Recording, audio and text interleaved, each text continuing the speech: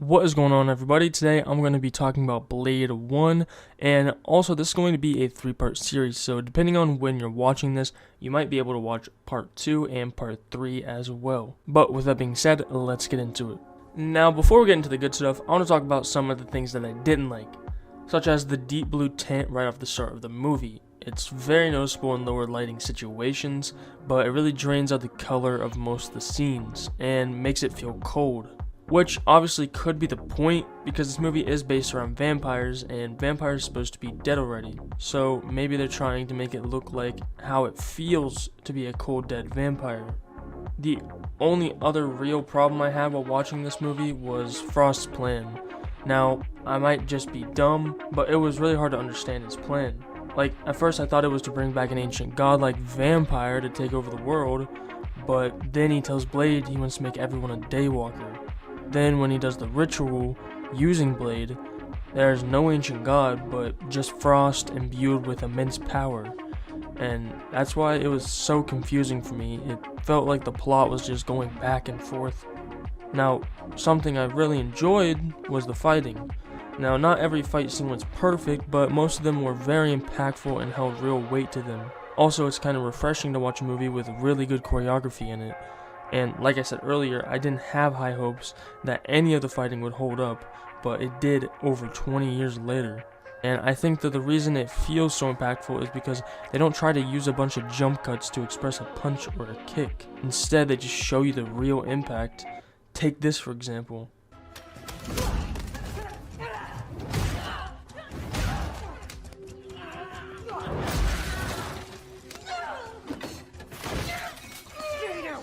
Stay down! Stay down!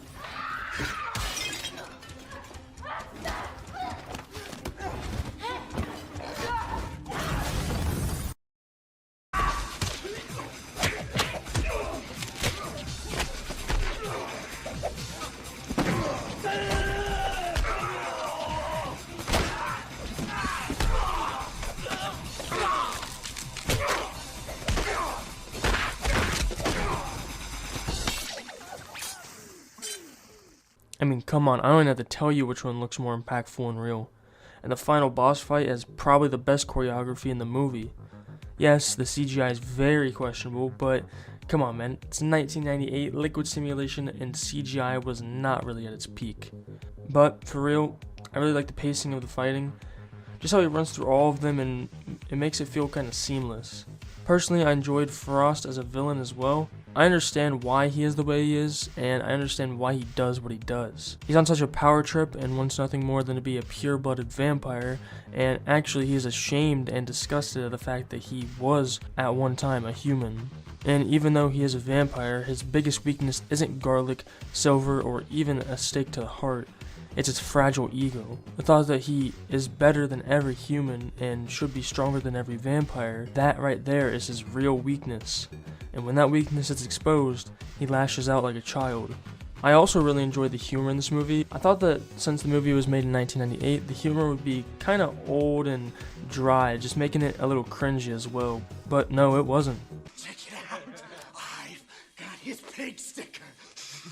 You're fuck up, Grease! You're fuck up! I got his pig sticker! And most of the little quips at times could be corny, but to me it makes it even more funny. And if I'm being completely honest, the funniest part in the movie to me happens to be the most serious back then.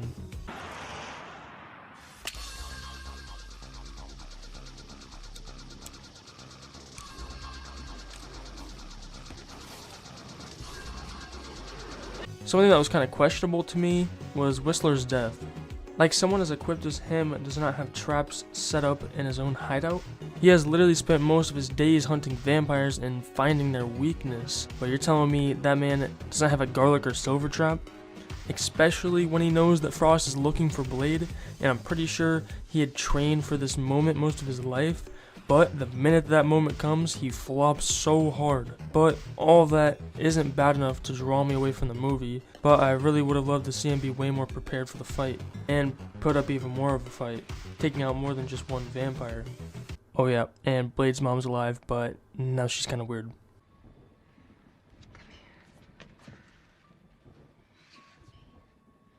Phew, that was a close one. But on a serious note, I think this movie still holds up pretty well, and it's mostly because they did almost everything practically, not really using a whole lot of CGI. I would rate this movie an 8 out of 10, and with that being said, thank you all for watching. If you enjoyed the video, please consider liking the video and subscribing to the channel. It would be much appreciated.